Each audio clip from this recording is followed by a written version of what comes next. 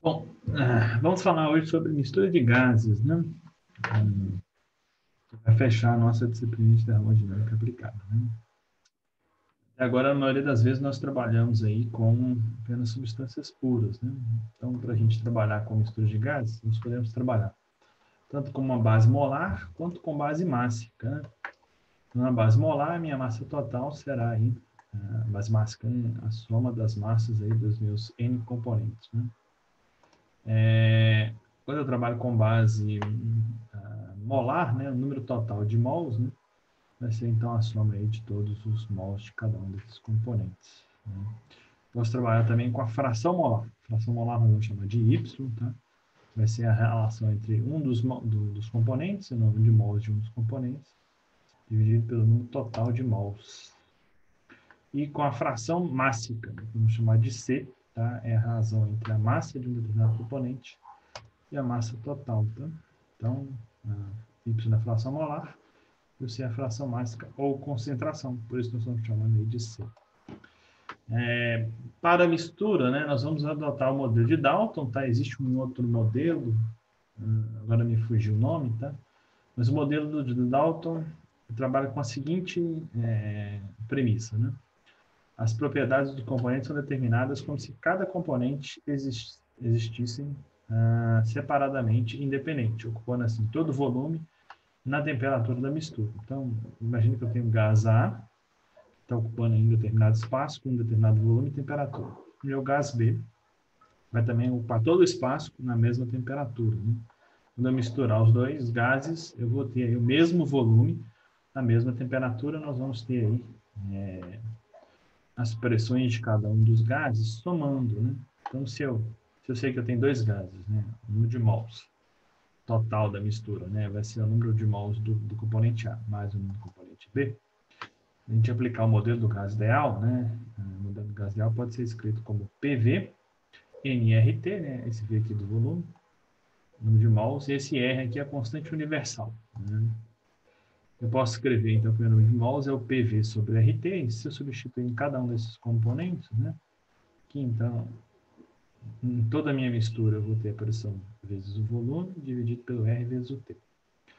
No meu componente A, pressão A vezes V, R sobre T. E no meu componente B, pressão B, V, R sobre T. A premissa do modelo de Dalton diz, né? Primeiro, todos os termos têm o R. O R é a constante universal dos gases. Nós vamos cortar ela dentro de todos os termos.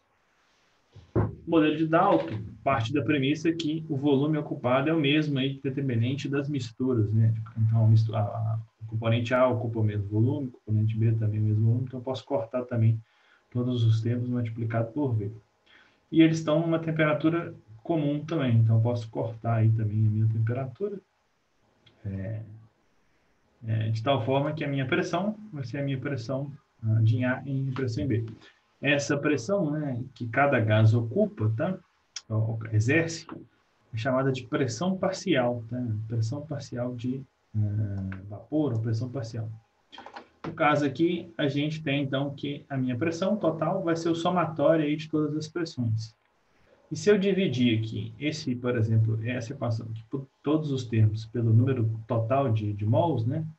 Eu vou então ficar, aqui vai ser 1, que é dividir todos os termos e multiplicar pela pressão, né? Dividir todos os termos pelo número total de mols e multiplicar pela pressão, nós podemos chegar na seguinte expressão, né? Que é a minha pressão total, né? Vai ser o somatório aí da fração molar de cada componente vezes a sua respectiva pressão, né? Então, a minha pressão aí, exercida pelo meu enésimo gás, vai ser o Y, né, que é a fração molar, vezes a minha pressão. Ok?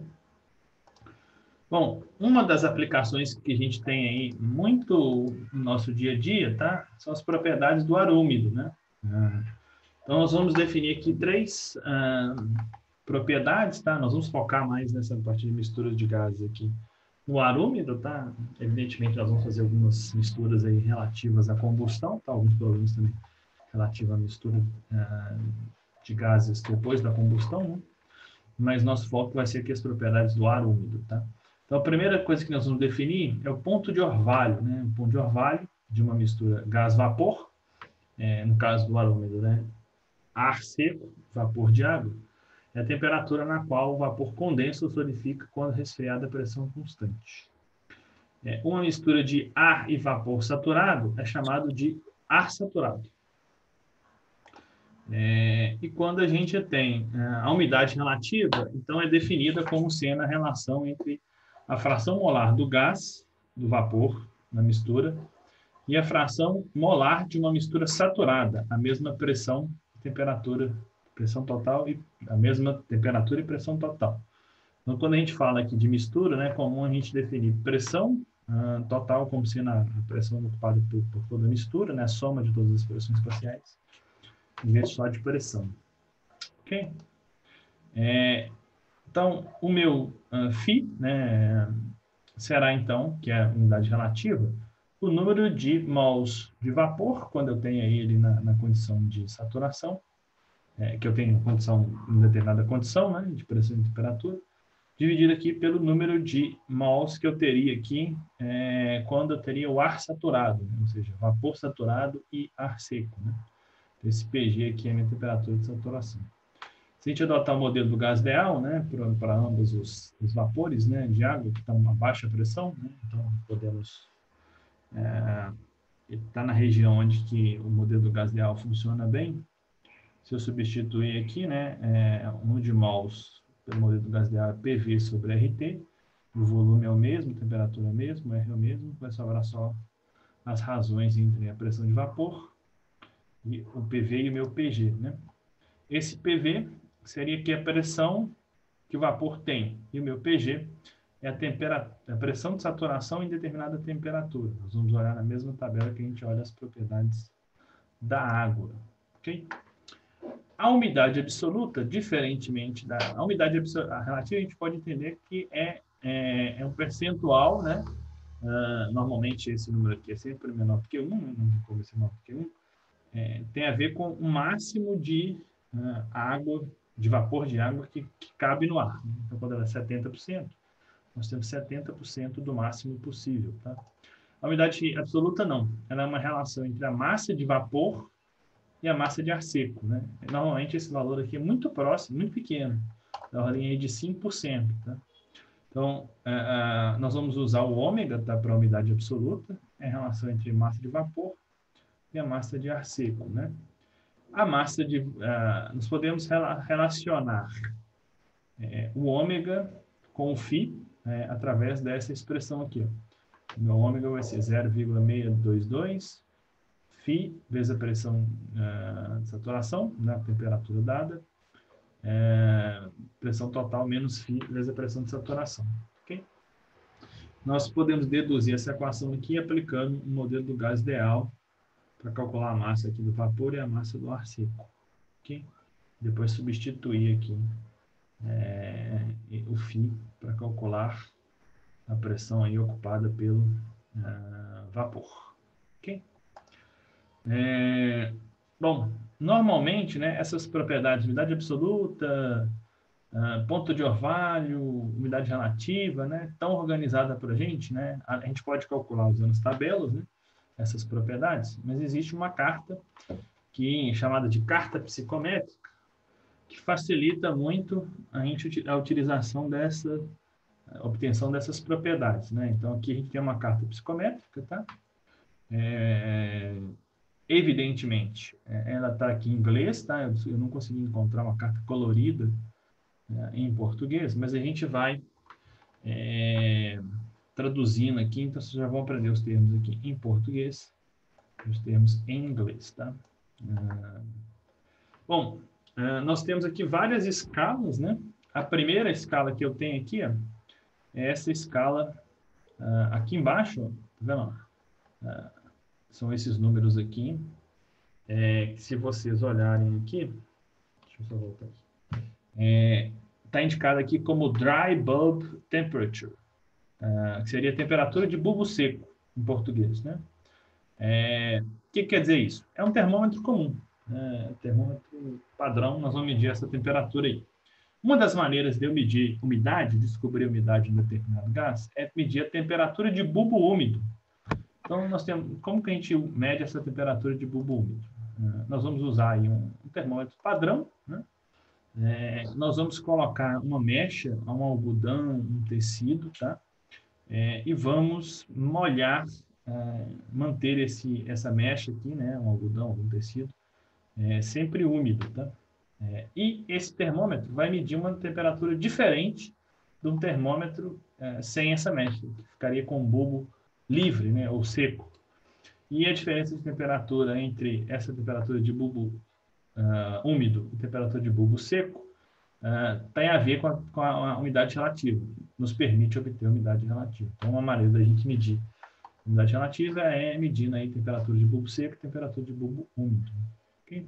Então, essa escala de temperatura de bulbo úmido está aqui, ó. Essa aqui é menos 5, 0, 5. São essas linhas verdes, tá? Que coincidem com essas linhas aqui de entalpia, tá? Que daqui a pouco eu vou explicar o que é. Nós temos aqui curvas de umidade relativa, em inglês Relative Humidity, aqui seria 0, né? 10, 20, 30, 40, 50, 60, 70, 80, 90, e o limite da carta aqui é a curva de 100. Né? Além disso, aqui nesse eixo X eu vou ter o ômega, né? Que é a umidade absoluta, em quilogramas de vapor por quilograma de acervo. Né? Então, vocês podem ver aqui que mesmo que eu tiver umidade aqui de 100%, pegar a umidade absoluta de 100% a 25 graus Celsius. Isso vai me dar aqui 0,02, tá? Isso em percentual dá 2%. Então, um ar que tem 100% de umidade relativa a 25 graus Celsius tem 2% de água em massa, né? Se comparada com a quantidade de vapor. Ok? Então, a nossa quantidade de água que pode ser carregada com vapor junto com ar, né, é pequena, tá? Então, temos aqui o nosso ômega, né? Nós podemos obter, além disso, né, o volume específico, tá? São essas curvas aqui pontilhadas de marrom, tá? Aqui é 0,9, aqui é 0,95, 0,85, 0,80, são curvas assim bem mais pobres. Aqui a gente tem entropia, tá? O desvio de entropia em quilojoules por quilograma de ar, tá? Que nós vamos discutir depois o que é em laranja, tá? E como que a gente obteria a temperatura de saturação, ou temperatura de orvalho, tá? Que não está aqui na escala. Então, vamos supor que eu tenho aqui duas propriedades. Vamos falar que a umidade relativa é 40%, e eu tenho essa temperatura aqui de 37, ok? Como que eu obteria a minha temperatura, o ponto de orvalho, né? Eu vou andar aqui horizontalmente para a esquerda até chegar aqui nessa escala. E aí eu vou olhar qual que é essa temperatura. Aqui é 20, esse aqui é 21, aqui é 22, 23, 24, 25, né? Então seria em torno aí de 21,5, né? Podemos dizer. Nossa temperatura. Então, temperatura de orvalho, eu vou andar sempre nesse sentido aqui, vou olhar na mesma escala aqui da temperatura de bulbo úmido. Ok? Eu vou resolver um problema nos vídeos, tá? Esse primeiro problema aqui, usando esse conjunto de equações aqui, tá? Este. E as tabelas de propriedades do ar e da água, né? Então, porém, nós vamos resolver aqui na aula usando a nossa carta, primeira solução, depois usando o Excel aí com o PoolProp, tá? Então, o primeiro problema que a gente tem é o seguinte. Eu tenho uma sala de aula que possui um volume aí de 1.000 metros cúbicos e contém ar a 100 kPa, 35 graus Celsius com umidade relativa de 70%. Calcule a umidade absoluta, a temperatura de orvalho, a massa de ar e a massa de vapor na mistura. Ok? Bom, como que a gente vai resolver isso, né? Primeiramente, ele quer a umidade absoluta. Então, eu tenho aqui 35 graus Celsius, 70%. Então, vamos obter a umidade absoluta e a temperatura de orvalho, a gente obtém diretamente da carta, tá? Então, da nossa carta aqui, ó, ele falou 35 graus Celsius, então nós vamos pegar essa temperatura aqui, 35, ok? Essa linha aqui. Vou procurar aqui 70% de umidade relativa. Está aqui. Então, eu marco um ponto na minha carta. Agora, para mim encontrar a minha temperatura, meu ômega, né? É só eu andar aqui horizontalmente até essa escala aqui. Eu vou chegar aqui, então, no 0,025. Né? O primeiro resultado...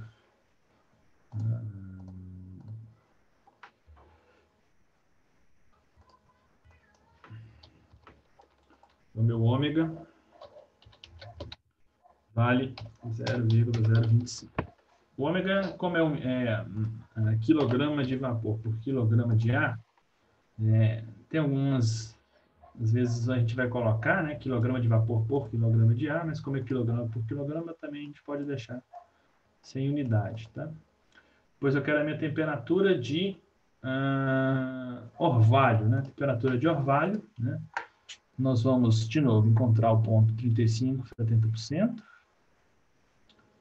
Então, 35 está aqui. 70% está aqui. Eu vou andar, então, nessa direção aqui e vou olhar nessa escala. Bom, aqui é 30, 29...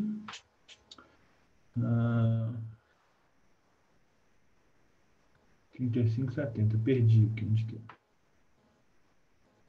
Aqui. 29, 28,5, né? Eu diria.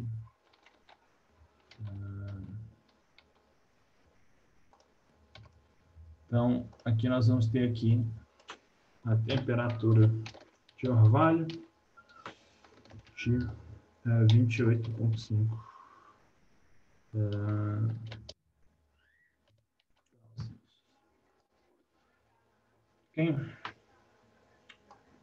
Tendo a nossa temperatura de orvalho.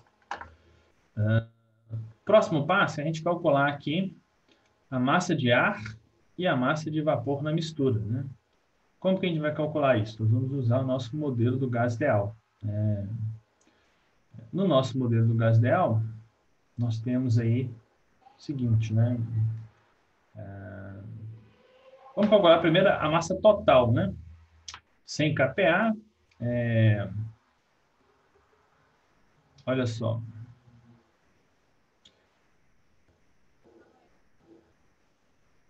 O nosso modelo do gás ideal, eu tenho o nome de mols? Não tenho. Eu tenho volume.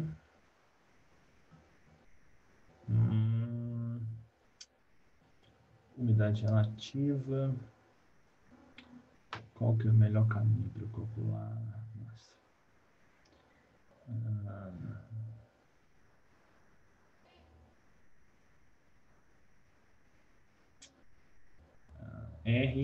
RTPV. Eu posso calcular o número de mols, né?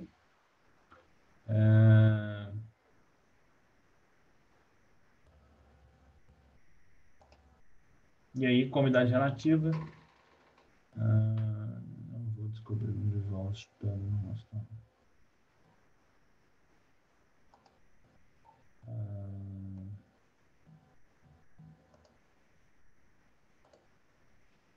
Preciso da massa de vapor e a massa de ar seco. Tá. Não, já sei.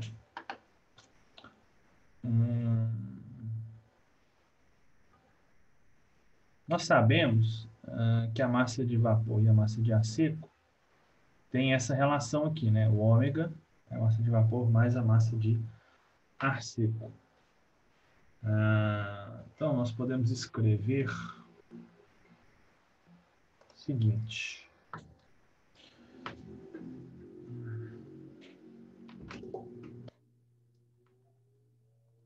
Aqui, eu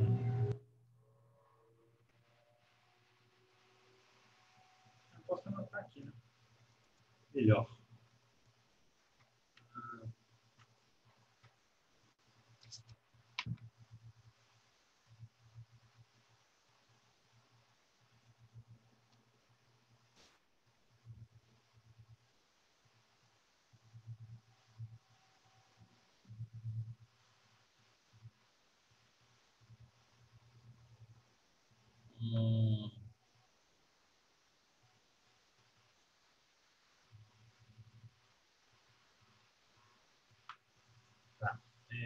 Vamos lá.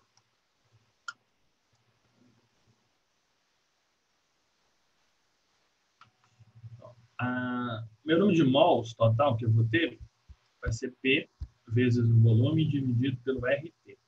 Okay? Esse R é a constante universal dos gases. Né? Isso vai estar lá na nossa tabela A1. Deixa eu colocar aqui. Meu número de mols, deixa eu pegar aqui uma calculadora.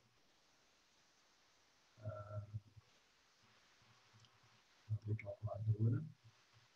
Abrir na tabela A.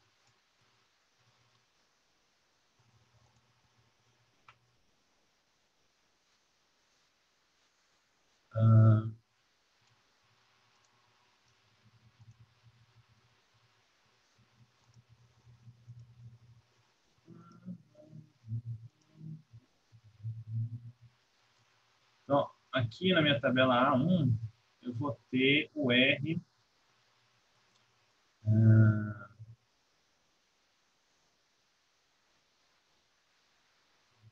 Peraí, não, tem um caminho melhor. Estou dando mole.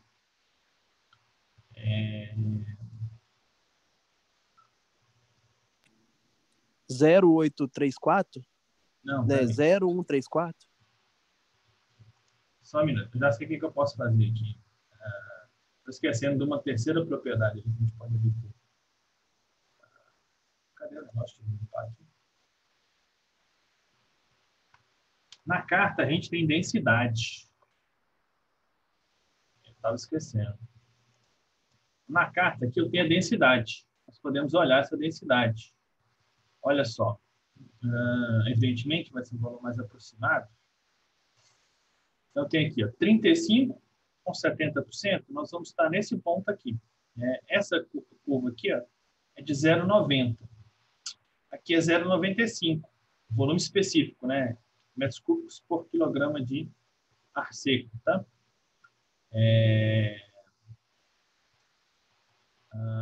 Então, eu estou aqui, né? Ó, 70, 35. Eu diria que seria algo em torno aí de 0,91, né? Então, vamos adotar 0,91. Então, aqui meu volume específico é 0,91 metros cúbicos por quilograma de ar seco. Vou colocar aqui.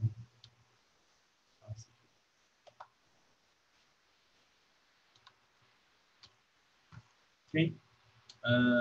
Também olhei isso na carta.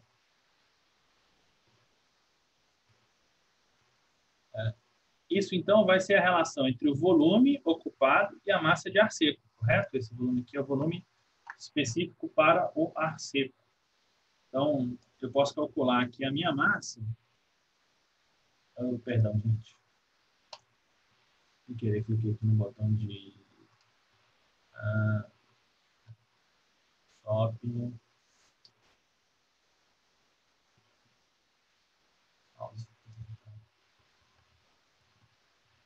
Então, a minha massa será, esse volume é o volume sobre a massa, né? A minha massa vai ser o volumezão dividido aí pelo volumezinho, volume específico aqui em quilograma por ar. Essa seria a minha massa de ar seco, tá? Que é 100 dividido por 0,91. Dá, então, 109,89. Essa é a nossa massa aí de ar seco. Tá? Deixa eu colocar esse resultado aqui. Dividir aqui o 100, tá? Por esse Vzinho. Então, nós vamos encontrar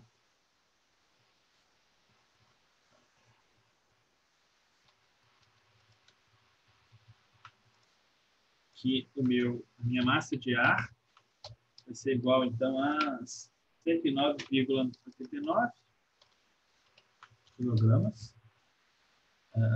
Posso adicionar aqui. E agora eu preciso da minha massa de vapor. Aí a minha massa de vapor está relacionada aqui com o meu ômega, né? Então, minha massa de vapor, o ômega é a massa de vapor dividido pela massa de água. massa de ar seco. Então, se eu passar esse MA para cá, multiplicando, né, eu vou encontrar quanto que é a massa de vapor. Basta eu multiplicar esse 109,89 por 0,025. 0,25 tem 2,7475, né? Então, a minha massa de vapor é 2,75 quilogramas que eu vou ter nessa sala de 100 metros cúbicos. Ok? Então, obtemos aí as respostas. Né? Então, tudo vem lá da carta. Como que a gente faria isso usando o Excel? Tá? No Excel, e o CoolProp, né, evidentemente, quando a gente vê essa... Vocês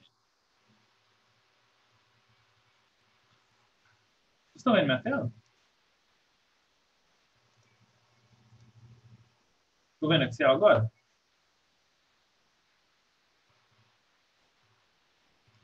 Sim?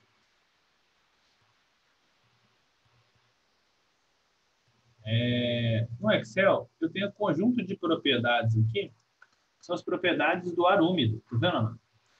Vai usar essa função aqui, ó, HA, né, que é Humid Air. Aí eu tenho aqui um conjunto de propriedades que eu posso usar, tá? Se eu vier aqui no site do CoolProp,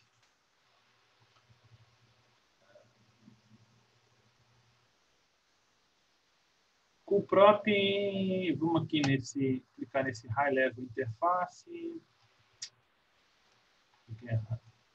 interface de alto nível, na verdade, esse aqui, propriedades dos fluidos, aqui, ó, propriedades do ar úmido, né?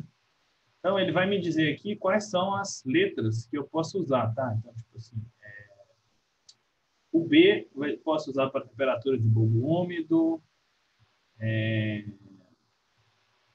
o W para ômega, para umidade relativa, pressão parcial do vapor, PW, temperatura de orvalho. Temperatura de orvalho, em inglês, seria dew point temperatura. Posso usar a letra D, eu posso usar dew point. Então, tem aqui as letras que eu posso utilizar. Tá? Então, vamos calcular esse exemplo aqui. A primeira propriedade que eu calculei aqui, que ele pediu, foi a umidade relativa. Né? Então, primeiro, ele falou que a pressão é 100 kPa, 100 expoente a 3.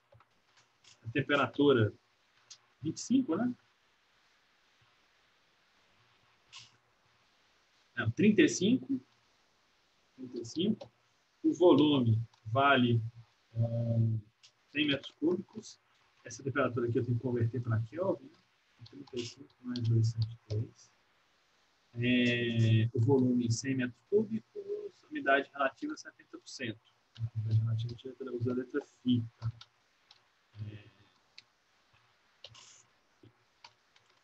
70%. Eu acho que vou colocar aqui em decimal. Tá? Vou colocar 0,7. Pedir o WhatsApp para formatar com percentual. Podemos começar aqui a calcular. Primeiro que eu vou calcular o ômega, né? A umidade relativa. Eu vou usar o HA, próprios SI. Primeira propriedade que eu quero, né, é o ômega. Então, é a letra W. Acho que tem que ser W maiúsculo, tá? Depois, eu vou passar para ele pressão. Pressão que está armazenado aqui. Depois, temperatura. Está armazenado aqui. Eu acho que para propriedade eu preciso passar 3 propriedades, né? Pressão, temperatura e mais uma. A que eu vou passar agora é a umidade relativa. Eu preciso passar 3 parâmetros para calcular as propriedades do ar. Umidade relativa pode ser RH ou R. Vou usar aqui R.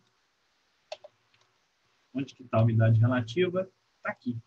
E aí eu não preciso falar qual que é o fluido, porque já sabe que ali é o ar. Tá? Então, calculou 0,025, muito próximo do que nós olhamos aqui no nosso gráfico. Vou calcular agora a temperatura de orvalho. Né? A temperatura de orvalho, eu vou calcular do mesmo jeito Só que aqui, em vez de eu pedir o dado, eu vou pedir o dew point. Não, dew point acho que é densidade. Não, é dew point, tá certo. Tá. Isso em Kelvin, menos 273, vai dar 28,7, também muito próximo do que a gente encontrou lá. Nós encontramos 28,5, tá? Deixa eu colocar aqui mais para cá. Kelvin, em graus Celsius, né? Depois, na minha sequência ali, né?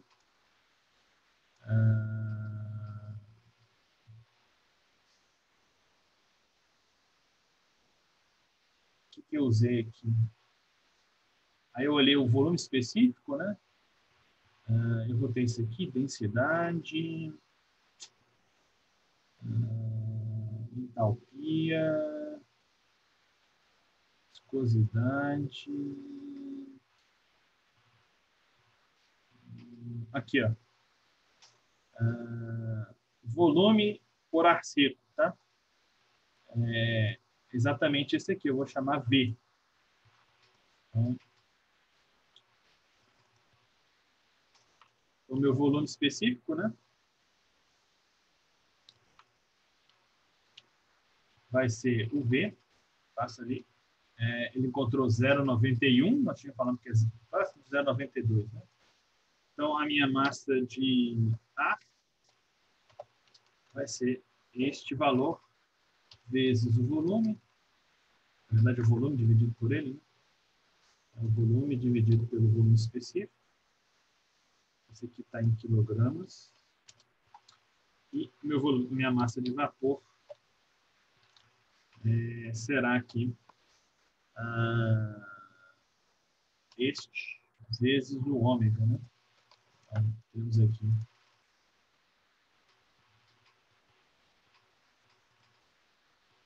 estranho. Acho que eu dividi pela pressão, né? Dividi pela pressão. Sim.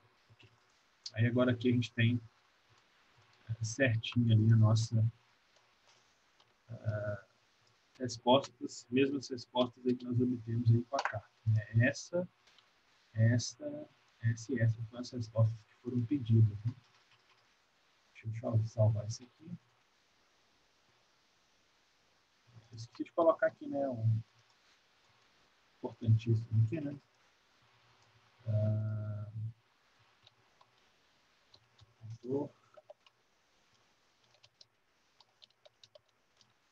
Moreira, 12, 11, 2020.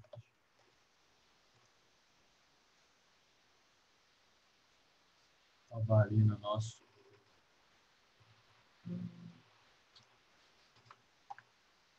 Google Drive, MBH, termodinâmica aplicada. Está aqui nos programas. Né? Então, aqui, prop, do ar.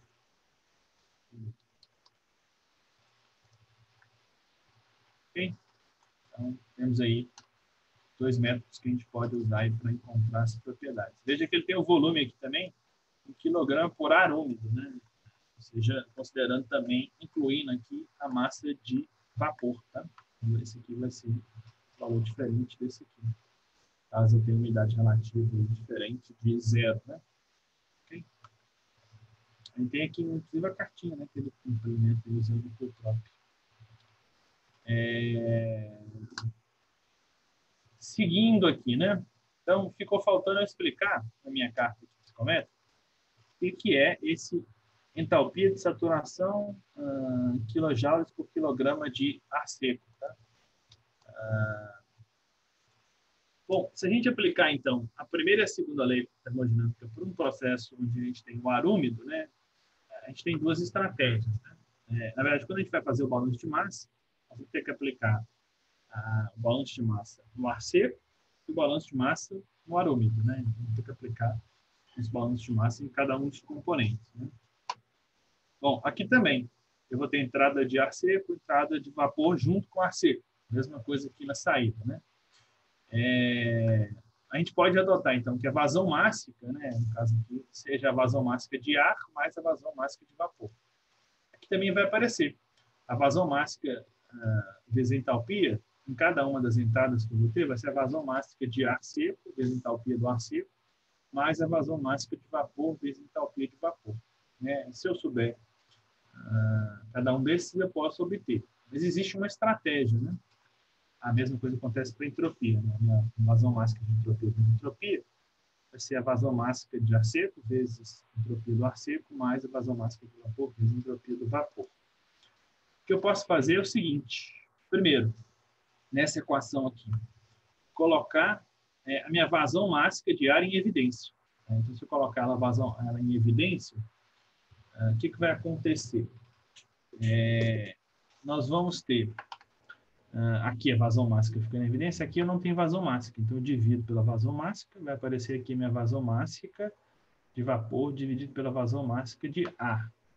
Isso a gente pode chamar aqui de ômega, né? A gente voltar na nossa definição de ômega, que é a umidade absoluta, ela é a massa de vapor dividido pela massa de ar seco. Se eu fizer a derivada temporal aí, nós vamos ter a vazão mássica aí dessas grandezas, né? Então,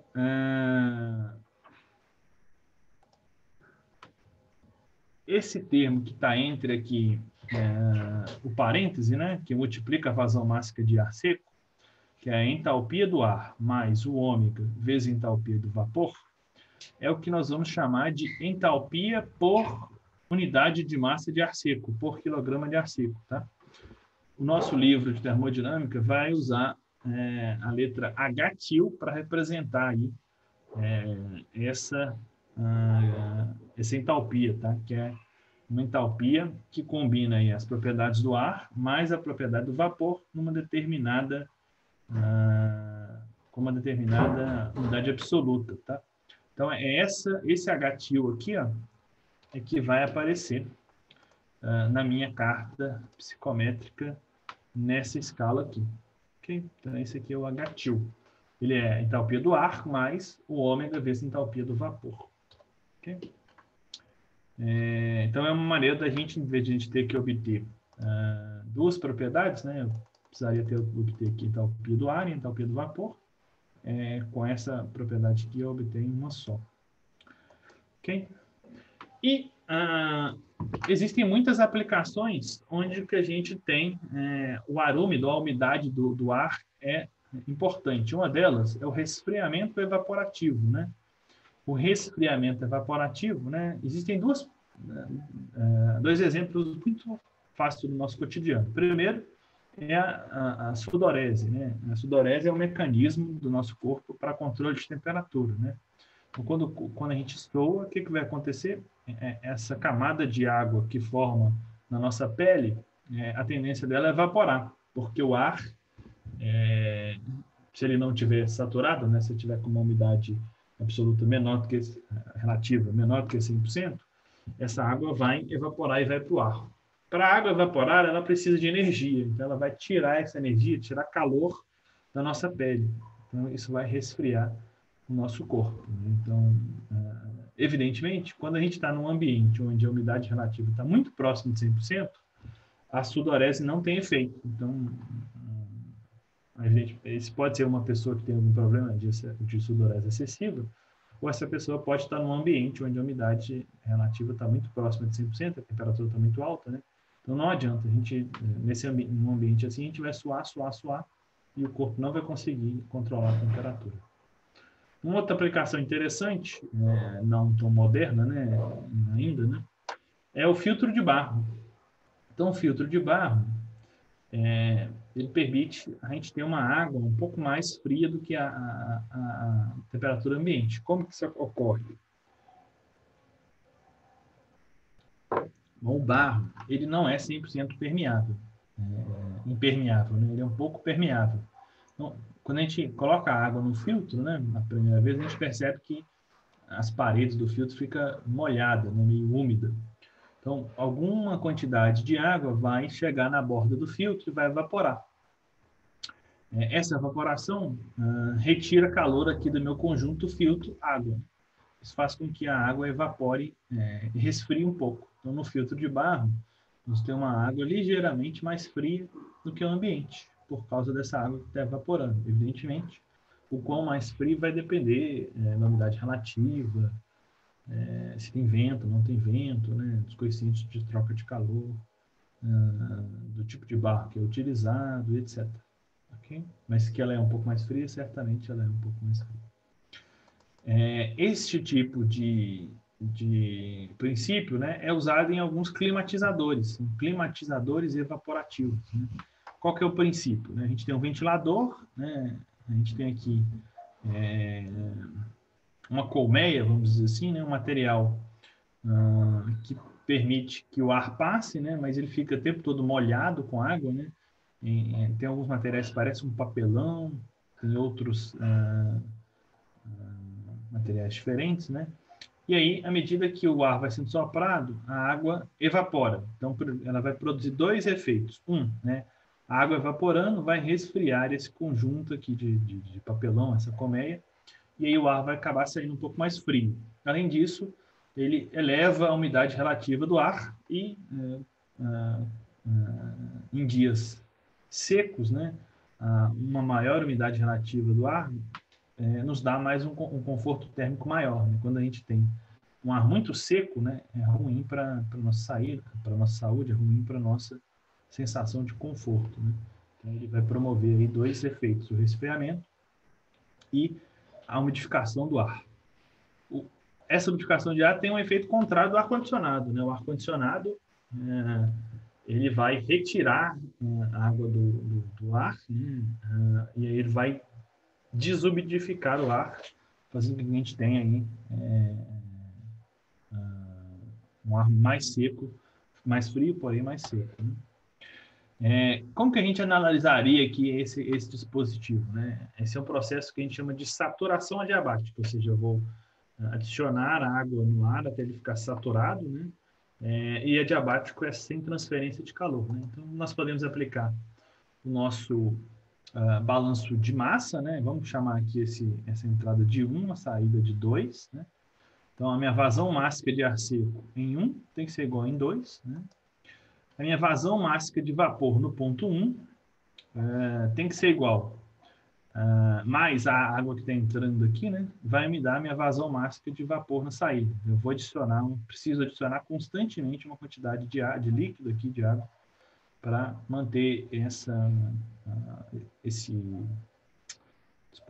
componente aqui sempre úmido. Né? Então, eu posso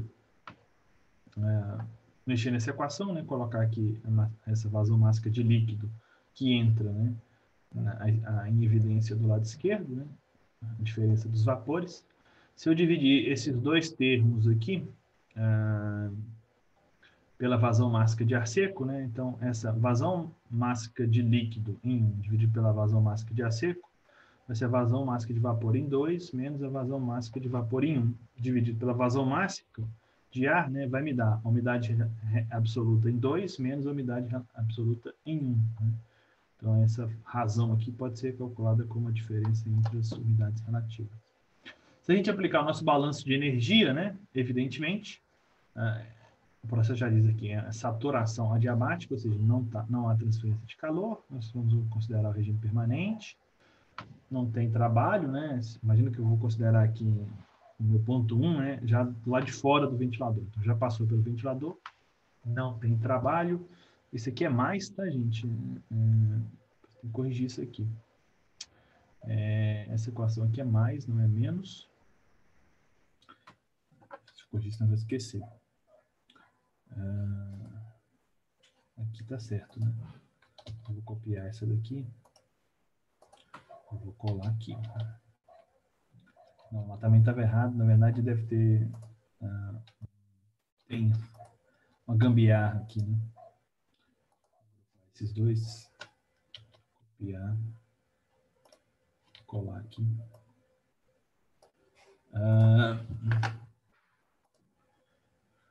Então, como não tem calor no trabalho, vamos desprezar as variações de energia cinética e potencial, né? Nós vamos ficar só aqui com o somatório das vazões máxicas vezes entalpia menos, tem que ser na entrada, né? Tem que ser igual somatório da vazão máxima menos vezes entalpia na saída, né? Só que eu tenho aí vários componentes, né? Então, entrando, eu tenho ar seco vezes entalpia de ar seco. Vapor vezes entalpia de vapor que está misturado com ar. Também estou adicionando líquido. Então, vazão máxima de líquido vezes entalpia do líquido na entrada. E na saída eu tenho ar seco, então vazão máxima de vapor de ar seco na saída, vezes entalpia do ar seco na saída, mais vazão máxima de vapor vezes entalpia de vapor na saída. Ok?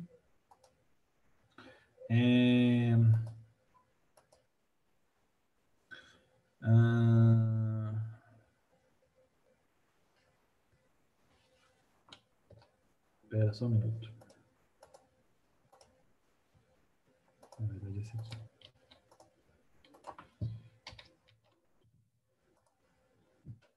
Continuando. Eu posso, então, dividir todos os dois lados da equação pela vazão máxima de ar seco. Então, esse termo aqui dividido pela vazão máxima de ar seco vai dar 1, né? Então, fica só a entalpia do ar seco. Vazão máxima do vapor dividido pela vazão máxima de ar seco me dá umidade relativa absoluta. Essa vazão máxima do líquido em 1 menos dividido pela vazão máxima do ar seco, nós vimos lá no balanço de massa que vai dar a diferença entre o ômega 2 e o ômega 1.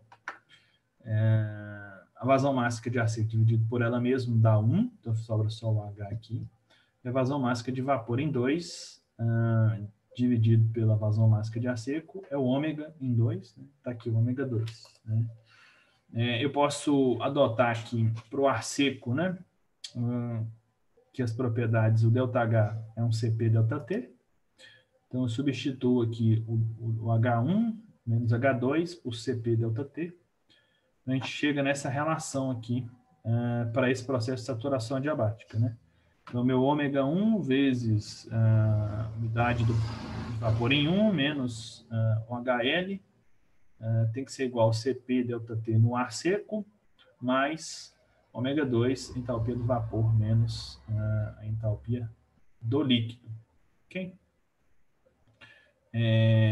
Isso nos dá, então, uma relação entre temperaturas, umidades relativas para esse processo. Tá? Então, se eu souber a umidade, por exemplo, na entrada e a temperatura da saída, eu consigo descobrir aqui a umidade na saída. Né? Basta eu olhar essas entalpias aqui, então, na minha tabela. Essas entalpias aqui são todas da água, tá? Do vapor de água. Aqui é o ponto 1, então eu vou olhar a temperatura do ponto 1, aqui é o ponto 2, vou olhar a temperatura do ponto 2. Esse HV menos o HL, né? Na tabela a gente já tem o HLV, então a gente só olhar um valor, não precisa olhar os dois, né? Por isso que eu organizei dessa forma. Uma outra aplicação que a gente tem, que utiliza aí as propriedades do ar úmido, né, e o resfriamento evaporativo, são as torres de resfriamento. As torres de resfriamento, né, como que é o princípio de funcionamento delas? Né? Normalmente a gente vê muito em usinas termoelétricas, usinas nucleares, né, para resfriar o condensador lá do ciclo Rankine, que também nós vimos aí antes da B2, né? Então, a gente tem a água morna, né, vindo do condensador, ela é colocada aqui num spray, né, de forma a aumentar a área de contato com o ar, né? É comum a gente ter aqui uma colmeia, um material aqui para formar uma chuva, né, com essa água. Tá? Sprays, então existem vários mecanismos para a gente espalhar bem essa água. Né? Aqui eu tenho um ventilador que vai forçar o ar a entrar e sair por aqui, né? Então, o ar seco ele vai carregar aqui as moléculas de água que têm maior energia, de tal forma que a energia média das moléculas de água vai diminuir. Isso diminui a sua temperatura, né? Então, nós vamos ter uma temperatura mais fria aqui. Existe uma outra maneira de eu fazer isso. Eu posso ter uma água circulando aqui na minha torre de resfriamento e aqui dentro ter uma serpentina, né? Um trocador de calor. Essa água fria, essa água vai sendo resfriada pelo ar e vai pingando aí nessa serpentina, né? Resfriando a água sem que haja contato com o ar, né? Sem poluir essa água. Então, é uma outra configuração que eu posso ter aí para a torre de resfriamento. Se a gente aplicar o nosso balanço de massa e energia aí para a torre de resfriamento, né? Balanço de massa. No ponto 1, eu tenho entrada de ar seco. No ponto 2, eu também tenho saída de ar seco. Então, se eu fizer o balanço de massa aqui, né? No ar seco, eu vou ter que é vazão mássica em 1, tem que ser igual a vazão mássica em 2, que eu vou chamar só de vazão mássica de ar seco, né? Fazendo o balanço de massa na água, né? Então, eu tenho água entrando em 2 na forma de vapor misturado com ar e entrando em 3 no estado líquido, né? Saindo em 1 na forma de vapor junto com ar e saindo em 4 na forma de líquido recolhido aqui no fundo da torre, né? Então, alguns problemas de torre de resfriamento pedem quanto de reposição que a água tem que ter, né? Dadas as temperaturas, que a água vai evaporar, vai ser arrastada pelo ar, ou as temperaturas aqui na saída, dada uma determinada umidade, né? Eu posso, por exemplo, estabelecer aqui uma relação entre a vazão mássica que entra aqui no 3 e sai no 4. Isso vai me dar o tanto de água que eu estou perdendo, né? Vai ser a diferença entre a vazão mássica de vapor que entra aqui, que sai aqui no ponto 1, menos a que entra no ponto 2, né? Se eu dividir os dois lados dessa equação aqui pela vazão mássica de ar, né? Então, nesse ponto aqui fica a mesma coisa. Vazão mássica de vapor dividido pela vazão mássica de ar me dá o ômega 1, vazão mássica de vapor em 2 dividido pela vazão mássica de ar me dá o ômega 2. Ok? Reexplicar qual parte, Fábio?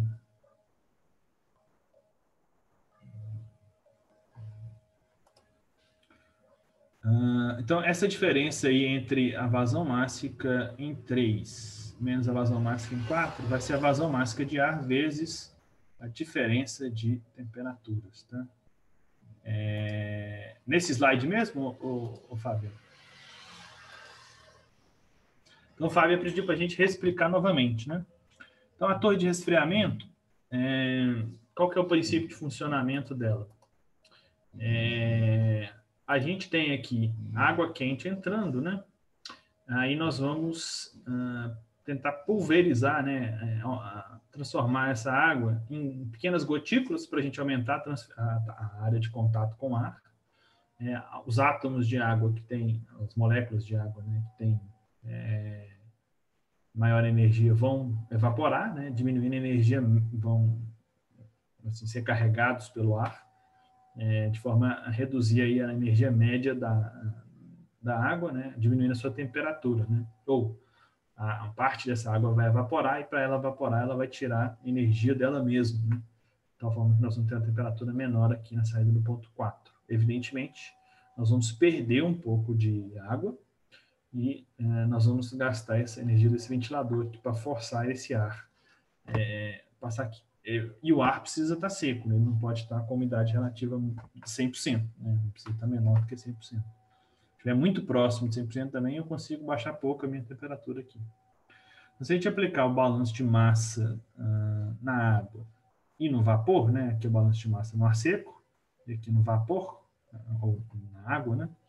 Nós achamos uma relação entre a vazão mássica que entra no ponto 3 de água, menos a vazão mássica que sai no ponto 4, né? O quanto de água que está sendo perdido, né, nesse processo, vai ser a vazão mássica de ar vezes a diferença aí nas unidades relativas no ponto 1 e 2. Se a gente aplicar novamente, mas eu tô nesse slide aqui, eu esqueci todos ali com todos os sinais, hein? Esse aqui depois eu ponho. Aqui é positivo, tá, gente?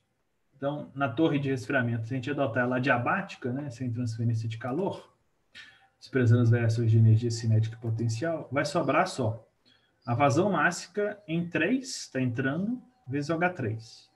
Eu tenho aqui a minha vazão mássica em 2 está entrando, vezes, de ar seco, né, vezes a sua entalpia por ar seco. Então, aqui já estou carregando as propriedades da água e do vapor, né? Essa H-til aqui já carrega as propriedades do ar seco e do vapor, numa determinada ômega, uma determinada umidade absoluta. Saindo, eu tenho aqui o ar, né? Então, vazão mássica de ar vezes entalpia do ar seco. E no ponto 4, saindo, eu vou ter a vazão máxima de água vezes a entalpia de água. Tá? Então, o H3 e H4 são a entalpia da água, e o 2 e o 1 a entalpia do ar seco. Okay? Eu posso organizar essas duas equações, né? Aqui eu tenho a vazão máxima de água no ponto 4 e no ponto 3, são diferentes, né? Um pouco dessa água vai evaporar. E aqui eu vou ter a vazão máxima de ar vezes a diferença de entalpia no ar seco, né? No slide anterior, do balanço de massa, né, nós chegamos nessa equação. Se eu substituir ela aqui, né, para encontrar essa diferença aí entre a vazão máxima do ar do ponto 4 para o ponto 3, né, nós vamos chegar na seguinte expressão, né, que a vazão máxima de ar vezes a diferença de entalpia no ponto 1 e 2 vai ser a vazão máxima em 3, menos a vazão máxima ou seja, eu substituí aqui, ó, essa vazão máxima no ponto 4, coloquei em evidência, né, vai ser a vazão máxima do ponto 3, menos esse termo aqui que passa para lá, fica negativo. Substitui aqui. Aí agora, nós podemos fazer uma relação entre a vazão máxima de ar, que passa aqui nos pontos 1 e 2, e a vazão máxima que entra em 3. Né? Isso vai dar a diferença das entalpias do ponto 3 e 4, dividida aqui por a diferença de entalpia no ar, menos diferença de unidade absoluta, vezes o H. 4, que é a entalpia que sai aqui. Okay? Então, essa relação aqui me dá uma relação entre a vazão máxima de ar e a vazão máxima de água na minha torre de resfriamento. Okay? Então, se eu quero resfriar, sei lá, tantos quilos de água, eu vou ter que ter tantos quilos de ar passando pela torre. Ok?